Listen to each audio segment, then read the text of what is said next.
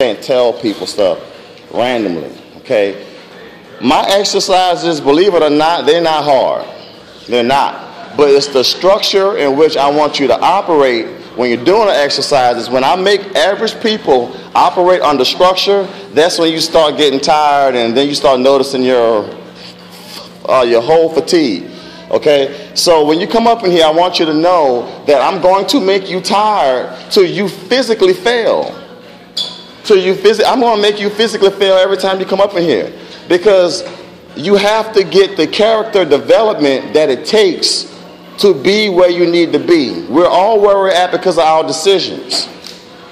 Whether it's what we ate, what we did, how we ate, how we slept, what we did with our bad days. Everything that you don't like about yourself physically is what you did on your bad days. It's the way you faced all your adversity. You did something to contribute to some type of body fat.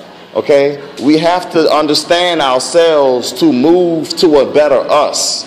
You have to understand yourself. And if you don't understand yourself, then the way you deal with your bad days and your adversity is going to keep you where it is. If I could push a button right now and turn everybody who just met me skinny, all at one time by pushing that button, bam, I could leave this planet, come back 1 year later on the same exact day, and they'll be just as fat as they were when I pushed that button that first time. Think about how many people get liposuction and lap bands and stuff like that. Now they have to go back and have incisions, and now they're having all these problems because they're gaining the weight back and it's pushing on the band, and now they're mad because they had that surgery done. Well, the surgery don't change your habits. It don't. You see what I'm saying? You have to really know yourself. So expect to come in those doors and get tired and fail, and I'm going to ask you to do all this stuff, and I'm going to expect you to do it right. I'm going to expect you not to cheat, because you have a big part of loving yourself is being able to hold up to your own standards when even you don't feel like it. Everybody could easily love themselves, but they never been through nothing. You know what I'm saying? But when things ain't right and you got all this adversity in your life, the measure of a person is how you deal with that adversity. So if I'm beating you up physically and I have you set all these standards, you have to follow all these rules, you have to count, you have to breathe, you have to hit all these marks, ain't that life? You know what I'm saying? I don't know about y'all, but myself, my mom raised me all by herself with one government check and $200 of food stamps, 4 kids. You know what I'm saying? In 1 bedroom. Now, if she was weak, I don't know what would have happened to us. But she did what she had to do.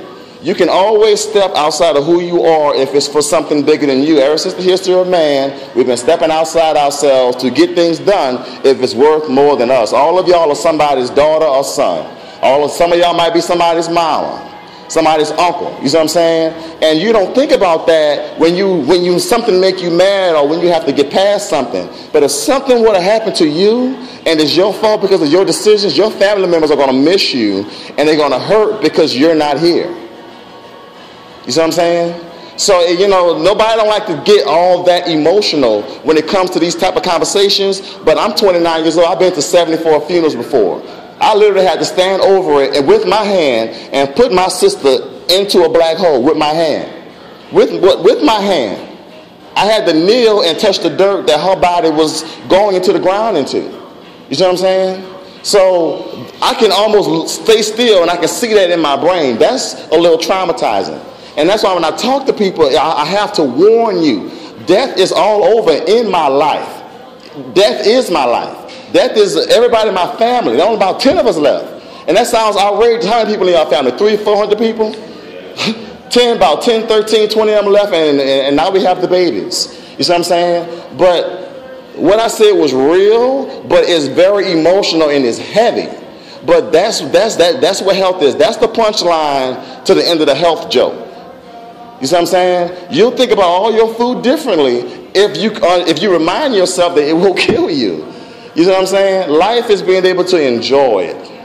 You have to be able to enjoy life. Food just feeds you. That's all it does. You have to relearn what you like. So just expect when you come up in that door, I'm going to put you through something, but it's only to push you in your character. Okay? I'm going to make you mad sometimes. I'm going to frustrate you. And then I'm a dick, so it's going to come all real mean. You know what I'm saying? But it's going to make you better. Okay? Tomorrow I got something for you. Have a healthy day.